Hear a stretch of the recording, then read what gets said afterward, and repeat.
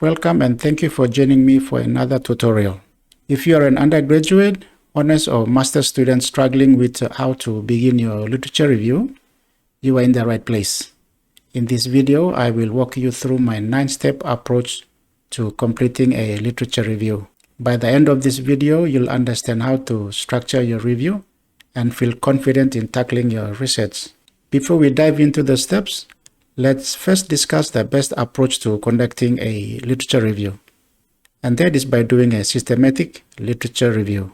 And you may be wondering, why choose a systematic review? Firstly, it has clear procedures.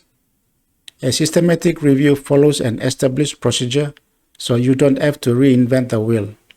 Instead of spending hours searching for the best method, you can follow the well-defined process that is available online.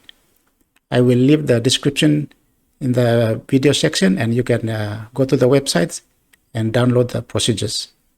Number 2, systematic reviews have clear international standards. So systematic reviews adhere to international guidelines, ensuring that your work meets the highest academic standards.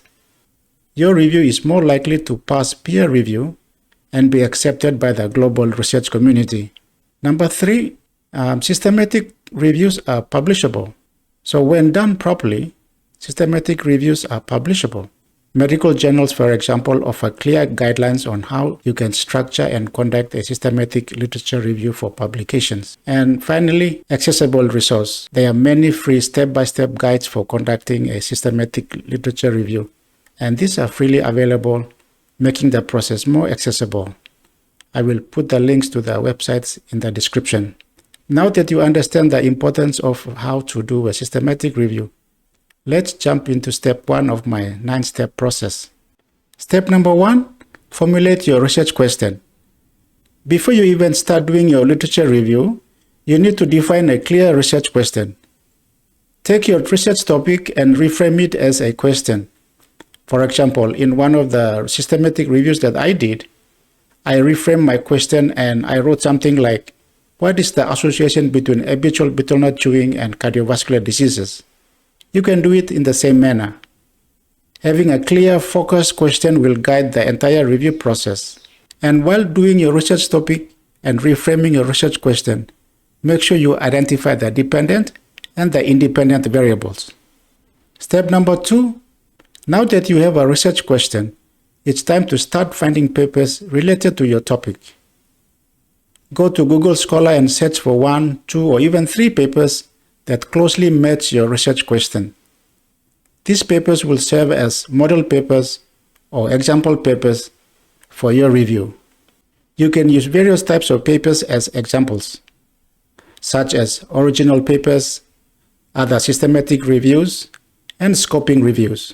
These papers should share similarities with your topic, whether in terms of research objectives, methods, or even the research question itself. Step number 3 is identifying keywords. Once you have found some relevant papers, it's time to extract the keywords used in those studies. Look closely at the terminology used in the titles, abstracts, and throughout the papers. First, start by noting the keywords in the papers you found. Then think of synonyms or related terms. Brainstorm as many relevant keywords as you can and organize them into a list. This will form the foundation for your search strategy. Step number 4 is developing your search strategy. Once you have all your keywords, with your list of keywords, it's time to structure your search strategy. Use databases such as PubMed or others to search for papers, and you can utilize Boolean operators such as AND, OR, and NOT to refine your search. You should aim to find at least 50 quality papers for your review. Focus on original research papers and use your inclusion and exclusion criteria to filter the most relevant studies. And remember, be specific about what studies you will include in your review. Step number 5 is where you organize your data. Now that you've gathered all your papers, it's time to organize the data. Create a database using Excel or similar tool to track the essential details of each paper. In your database, include details such as author, publication year, study design, research objectives, methods used, key outcomes, relevant statistical results, and others. This organized table will help you track each information and each data so that you are well focused and working towards gathering all the relevant information for your paper. It will also help you to analyze your data later on. Step number 6 is where you read every paper and extract the data carefully. This is the most crucial step in your literature review, and you have to do it properly. Go through each paper you selected, read carefully each paper, and extracting the data and filling it in the table that you created. For each study, enter the following into your database. Study population, enter any intervention that was done, identify any comparison groups, and also include any key outcomes that are measured in the study. Remember, you must be meticulous in your data entry to ensure that every detail is captured accurately.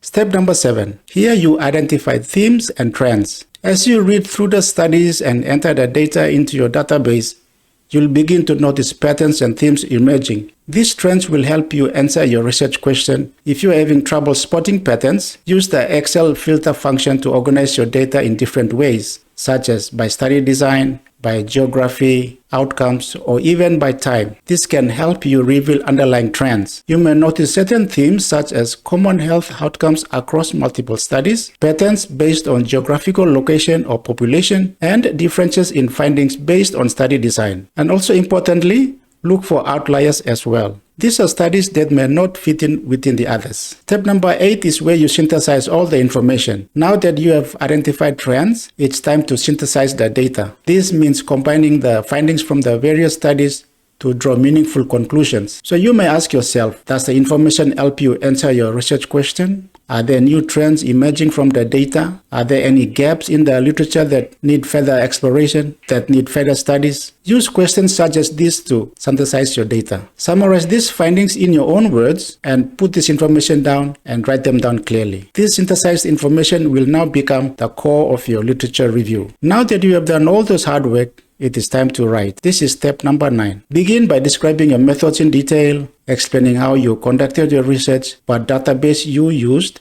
and what inclusion/exclusion criteria you applied. Next, write the results section where you summarize the key information from your literature sets and from your data analysis. Then move into the discussion section where you interpret your results, compare them to previous research, and discuss the implications. Finally, you write your introduction.